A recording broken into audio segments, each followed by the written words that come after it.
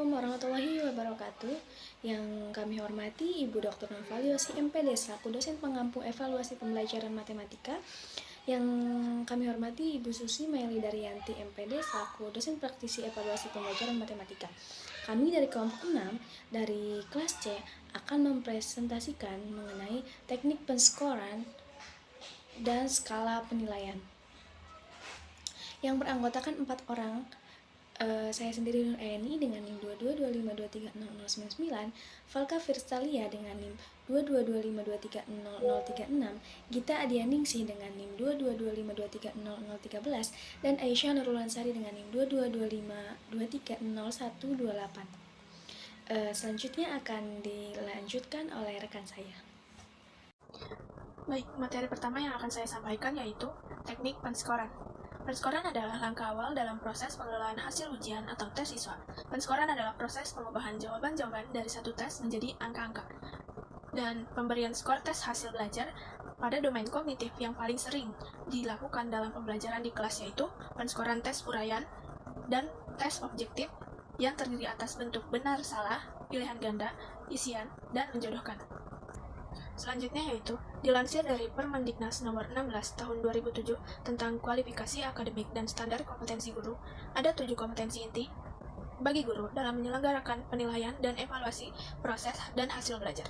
Yang pertama yaitu memahami prinsip-prinsip penilaian dan evaluasi proses dan hasil belajar sesuai dengan karakteristik mata pelajaran yang diampu. Yang kedua yaitu menentukan aspek-aspek proses dan hasil belajar yang penting untuk dinilai dan dievaluasi sesuai dengan karakteristik mata pelajaran yang diampu. Yang ketiga yaitu menentukan prosedur penilaian dan evaluasi proses hasil belajar. Yang keempat yaitu mengembangkan instrumen penilaian dan evaluasi proses hasil belajar.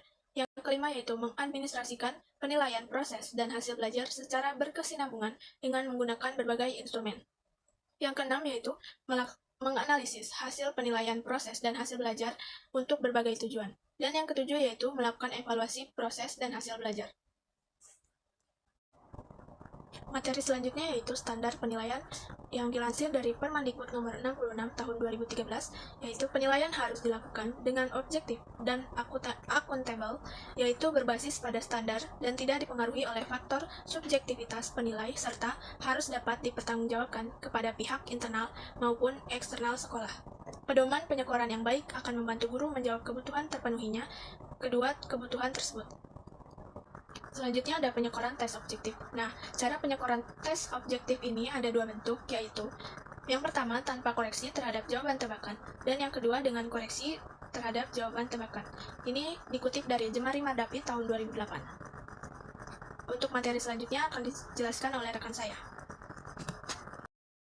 Selanjutnya yaitu ada penyekoran tanpa koreksi terhadap jawaban tebakan, di mana penyekoran tanpa koreksi terhadap jawaban tebakan adalah satu untuk setiap butir soal yang dijawab benar, sehingga jumlah skor yang diperoleh siswa adalah banyaknya butir soal yang dijawab benar. Rumusnya adalah skor sama dengan banyaknya butir soal yang dijawab benar dibagi banyaknya butir soal. Banyak digunakan dalam penilaian pembelajaran, mengandung kelemahan karena kurang mampu mencegah peserta tes berspekulasi dalam menjawab tes. Hal ini disebabkan tidak adanya risiko bagi siswa ketika memberikan tebakan apapun dalam memilih jawaban, sehingga jika mereka tidak mengetahui jawaban mana yang paling tepat, maka mereka bisa leluasa memilih salah satu pilihan secara sembarang. Semakin banyak jawaban tebakan, semakin besar penyimpangan skor dengan penguasaan kompetensi siswa yang sesungguhnya. Contohnya, banyaknya soal tes ada 40 butir, banyak jawaban yang benar ada 20 butir. Jadi skor yang diperoleh adalah 20 dibagi 40 dikali 100. 20 dibagi 40 sama dengan 1/2 dikali 100 sama dengan 50. Selanjutnya ada penyekoran dengan koreksi terhadap jawaban tebakan. Yang ini dengan penyekoran dengan koreksi terhadap jawaban tebakan adalah memiliki rumus skor sama dengan banyak butir soal yang dijawab benar dikurangi banyak butir soal yang dijawab salah dibagi banyak pilihan jawaban tiap butir soal dikurangi 1 dan dibagi banyaknya butir soal. Keunggulan teknik penyekoran ini dibanding penyekoran tanpa koreksi adalah teknik ini lebih mampu minimalisir spekulasi jawaban siswa. Jika siswa tidak memiliki keyakinan yang cukup tentang kebenaran jawaban, maka siswa akan memilih mengkosongkan jawaban untuk menghindari pengurangan. Contohnya, soal bentuk pilihan ganda yang terdiri dari 40 soal dengan 4 pilihan untuk setiap butir soal. Bila banyaknya butir soal yang dijawab benar adalah 20, yang dijawab salah adalah 12, dan yang tidak dijawab adalah 8, maka skor yang diperoleh 20 dikurangi 12 dibagi 4 dikurangi 1 dibagi 40 dikali 100. Maka memiliki hasil 40. Selanjutnya ada penyekoran bentuk uraian, di mana pedoman penyekoran teks bentuk uraian ada dua macam, yaitu pedoman penyekoran analitik dan penyekoran holistik, dilansir dari Jemari Mardapi 2008. Penyekoran bentuk uraian, penyekoran analitik digunakan untuk permasalahan yang batas jawabannya sudah jelas dan terbatas. Biasanya, teknik penyekoran ini digunakan pada tes uraian objektif, yang mana jawaban siswa diuraikan dengan uraian tertentu. Jika siswa telah menulis rumus yang benar, diberi skor. Memasukkan angka ke dalam formula dengan benar, diberi skor. Menghasilkan perhitungan yang benar, diberi skor. Dengan kesimpulan yang benar juga diberi skor. Jadi, skor suatu butir merupakan penjumlahan dari sejumlah skor dari setiap respon pada soal tersebut. Selanjutnya akan dilanjutkan oleh rekan. Selanjutnya yaitu untuk penyekoran dengan skala global holistik. Jadi, teknik ini cocok untuk penilaian tes uraian yang bersifat non-objektif. Caranya adalah dengan membaca jawaban secara keseluruhan tiap butir, kemudian meletakkan dalam kategori-kategori mulai dari yang baik sampai yang kurang baik. Bisa 3 sampai 5. Kemudian, tiap jawaban siswa dimasukkan dalam salah satu kategori dan selanjutnya tiap jawaban, tiap kategori diberi skor sesuai dengan kualitas jawabannya. Kualitas jawaban ditentukan oleh penilai secara terbuka. Misalnya, harus ada data atau fakta, ada unsur analisis juga, dan harus adanya kesimpulan. Selanjutnya yaitu penyekoran soal uraian menggunakan pembobotan. Pembobotan soal adalah pemberian bobot pada suatu soal dengan membandingkan terhadap soal lain dalam suatu perangkat tes yang sama. Bobot setiap soal ini mempertimbangkan faktor yang berkaitan materi dan karakteristik soal itu sendiri, seperti luas lingkup materi yang hendak dibuatkan soalnya, esensialitas dan tingkat kedalaman materi yang ditanyakan, serta tingkat kesukaran dari soal. Kemudian, skor akhir siswa ditetapkan dengan jalan membagi skor mentah yang diperoleh dengan skor mentah maksimumnya yang kemudian dikalikan dengan bobot soal tersebut.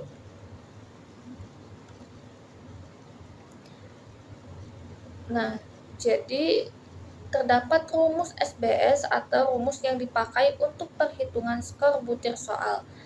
Rumusnya adalah SBS sama dengan A per B dikalikan C. Dengan keterangan SBS yaitu skor butir soal, A merupakan skor mentah yang diperoleh siswa untuk butir soal, B skor mentah maksimum soal, C adalah bobot soal. Setelah diperoleh SBS, maka dapat dihitung total skor butir soal berbagai skor total siswa atau STP untuk serangkaian soal dalam tes yang bersangkutan.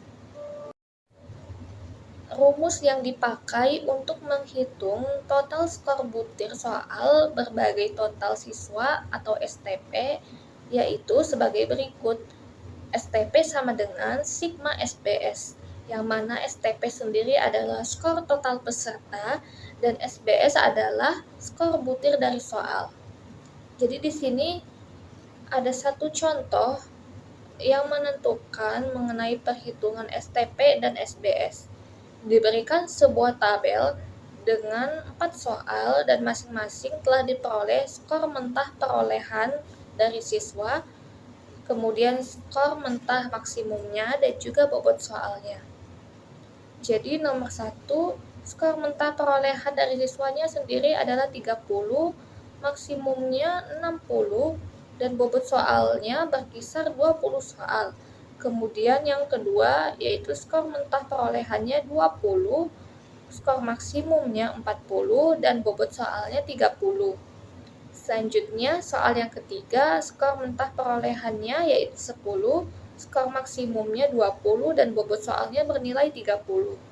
Selanjutnya, Soal yang keempat, skor mentah perolehannya yaitu 20, skor mentah maksimumnya 20, dan bobot soalnya bernilai 20 juga. Kemudian di sini sudah ada jumlah mengenai skor mentah perolehan yaitu 80, skor mentah maksimum 140, dan bobot soalnya secara keseluruhan yaitu berjumlah 100. Yang mana A-nya yaitu didapat dari skor mentah perolehan, B-nya skor mentah maksimum, sedangkan C-nya adalah bobot soal. Jadi misalnya kita mau menghitung SBS nomor 1 yaitu berarti 30 per 60 dikali 20, hasil SBS-nya yaitu adalah 10. Untuk soal kedua berarti 20 per 40 dikalikan 30 berarti SBS-nya adalah 15.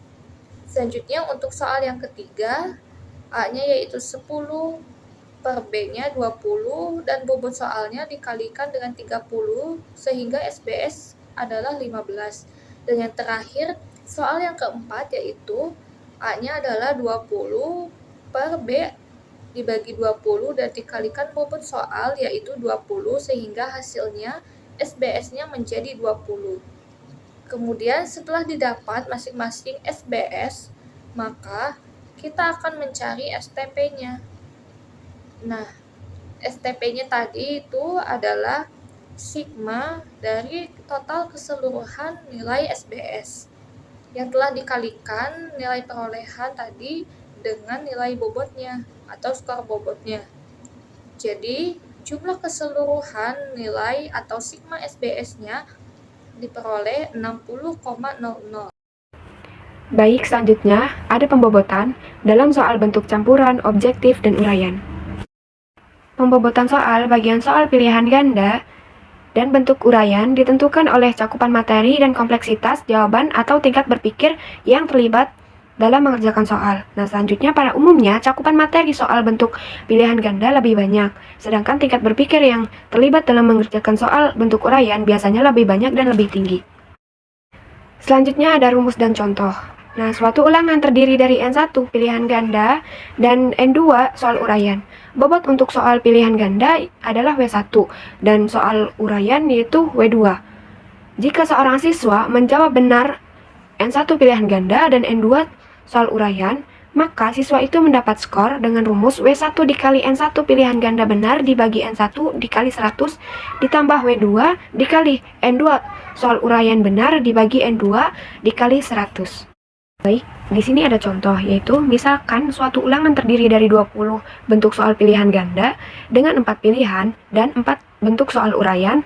Soal pilihan ganda dijawab benar 16 dan dijawab salah 4. Nah, sedangkan bentuk soal uraian dijawab benar 20 dari skor maksimum 40.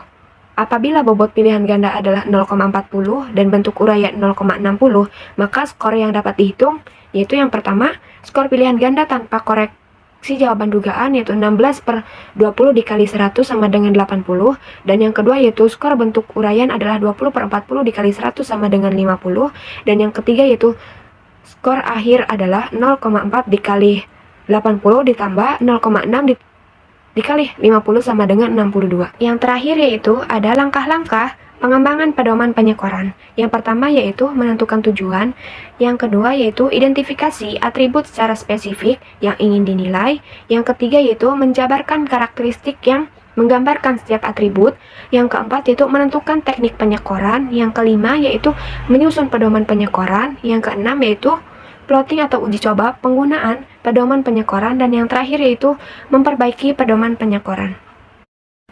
Baik, mungkin itu saja. Selanjutnya akan dikembalikan kepada rekan saya. Sampaikan, kurang lebihnya mohon maaf. Wassalamualaikum warahmatullahi wabarakatuh.